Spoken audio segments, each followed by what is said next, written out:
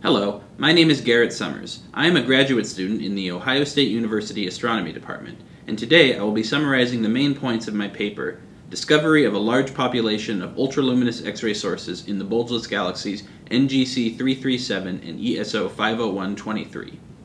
Ultraluminous X-ray sources, or ULXs, are extragalactic off-nuclear X-ray sources with luminosities that exceed 10 to the 39 ergs per second in the Chandra bandpass. This is a remarkable luminosity because it is comparable to the Eddington limit for accretion disks around the most massive stellar black holes known in the galaxy.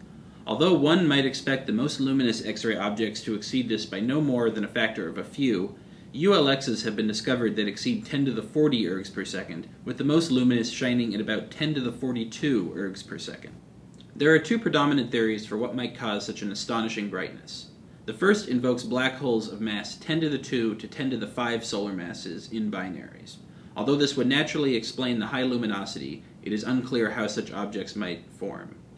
Another explanation invokes high-mass X-ray binaries of mass 10 to 20 solar masses that are somehow able to radiate in a highly super-Eddington way. Either of these explanations would be very exciting, so there is great interest in discovering and characterizing ULXs in the local universe.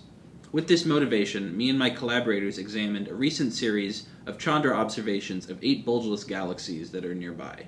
This paper describes the X-ray properties of the binary populations of these galaxies and highlights possible ULX candidates. The largest population discovered in this survey is in the galaxy NGC 337. Our observation unveiled 10 bright X-ray sources in the inner arc minute of this galaxy, 8 of which have fluxes that are consistent with ULXs.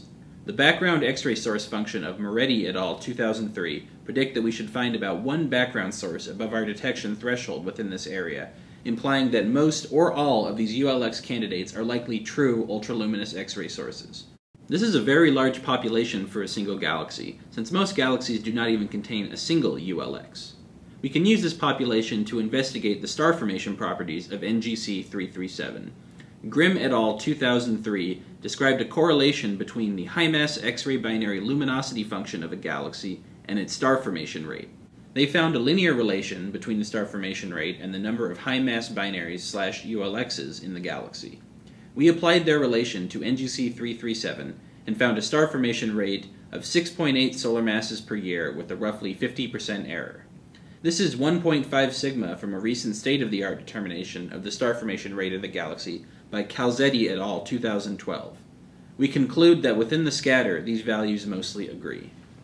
We report the luminosities and hardness ratios of the candidate ULXs in our paper, and suggest that NGC 337 is a prime target for a deep X-ray exposure aiming to observe a number of ULXs.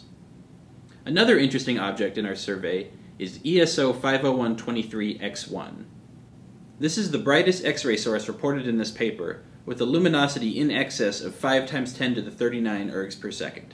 This value is a lower limit to the luminosity, as there is a factor of 2 disagreement in the literature on the distance to the host galaxy.